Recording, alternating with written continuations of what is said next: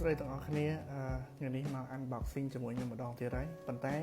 មកលើកនេះជាមួយនឹងការឆ្លើយសំណួរខ្លះតែខ្ញុំអង្គុយអាន comment ចង់អស់ហើយឃើញសំណួរច្រើនដែលខ្ញុំចង់ឆ្លើយអរគុណខ្លាំងមែនទែនសម្រាប់ការសួរតែមានរឿងមួយចំនួនខ្ញុំនិយាយថងហ្មងចុះគឺខ្ញុំឆ្លើយអត់បានវារៀងផ្ទាល់ខ្លួនពេកវា too personal អញ្ចឹងណាដូចជាសួរខ្ញុំនៅអាគារលេខម៉ានហើយនៅបន្ទប់លេខម៉ានទៀតអាហ្នឹងខ្ញុំគិតថាខ្ញុំអាចឆ្លើយបានទេព្រោះខ្ញុំចង់រក្សាទុក space ខ្លះសម្រាប់សុខភាពខ្លួនឯងអញ្ចឹងណាអញ្ចឹងបកមកសំណួរយើងវិញសំណួរខ្ញុំទទួលបានច្រើនជាងគេគឺខ្ញុំនៅណែcondo ដែលខ្ញុំនៅហ្នឹងឈ្មោះពិភពថ្មី condo New World ពិភពថ្មីយើងហ្នឹងហើយគាត់ដូចជាមាន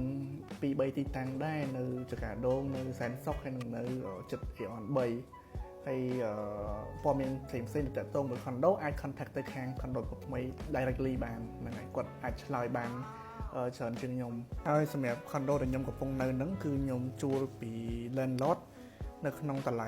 $120ក្នុងមួយខែ including management fee ហ្នឹងហើយក្នុងនឹងដែរ unit ដែលខ្ញុំទិញផ្ទាល់ហ្មងគឺធ្វើអត់ទាន់ហើយទេខែ11បានគេបកគោលសោឲ្យអញ្ចឹង let's see ទាំងអស់គ្នាអញ្ចឹងមានតែប៉ុណ្្នឹងសិនទេចាំជួបគ្នានៅវីដេអូក្រោយទៀតអរគុណច្រើនបាយបាយ